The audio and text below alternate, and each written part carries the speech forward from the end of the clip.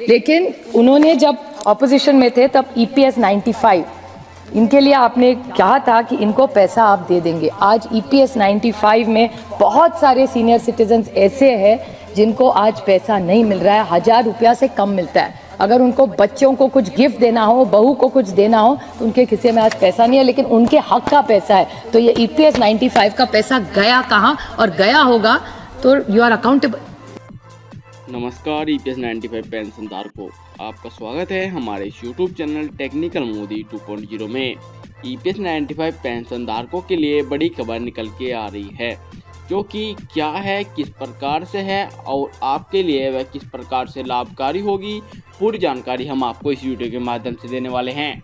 अगर आप चैनल पे नए हैं, चैनल को सब्सक्राइब करके बेल आइकन कॉल पर प्रेस कर दे। चलिए शुरू करते हैं। ईपीएस 95 पेंशन धारकों की पेंशन बढ़ोतरी के बारे में हाल ही में संसद में एक प्रस्ताव पेश किया गया, जो कि ईपीएस 95 पेंशन धारकों की पेंशन बढ़ोतरी और उनकी 4 बड़ी सूत्री मांगों के बारे में बताया गया।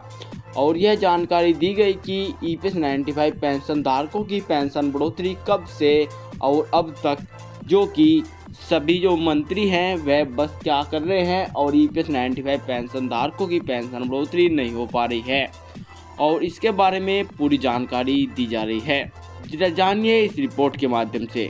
कारण हम खड़े हैं, इस देश के जो बुजुर्ग हैं उनका पैसा है, वो आपके पास है, लेकिन कहाँ है किसी को पता नहीं, आप दे नहीं रहे। Employees Pension Scheme 1995. Immediately after the BJP government came to power on 1/9/2014, a circular has been issued by which 95 lakhs of employees, EPF pensioners, the rights have been taken away. Sir, now you see the entitlement of PF pension who are having the salary above 15,000, they are out of the pensionary benefit. The retirement benefit of the working class is taken away by an order of the government. And number two, sir, the higher pension on the basis of actual salary taken away. And the calculation of pension, the criteria is changed, and thereby जैसे कि आपने देखा कि EPS 95 pension धारकों की pension बढ़ोतरी के बारे में बहुत अन्य प्रयास किए जा रहे हैं। इससे पहले देखा जाए तो दोस्तों, जो कि संसद में एक और प्रस्ताव पेश किया गया था, और ईपीएस 95 पेंशन धारक तथा कई अन्य पेंशन धारकों की, जैसे कि विधवा पेंशन धारक तथा वृद्ध पेंशन धारक तथा विकलांग पेंशन धारकों की पेंशन बढ़ोतरी का इजाफा के बारे में बातचीत की गई थी।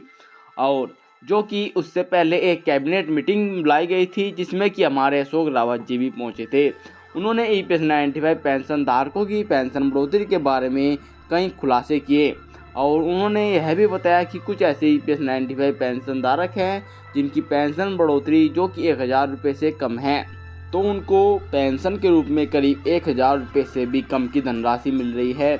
और तो इसी प्रकार से अशोक रावत जी ने कई बड़े खुलासे किए और ईपीएस 95 पेंशन धारकों की पेंशन बढ़ोतरी के बारे में चर्चाएं की, और जो कि लगातार हम आपको अपडेट देते रहते हैं। तो अगर आप चैनल पर नए हैं, चैनल को सब्सक्राइब करके बेल आइकन कॉल पर प्रेस कर दें। मैं मिलता हूँ एक और नई और बड़ी ताज़ी खबर के साथ। जय हिंद, जय भारत।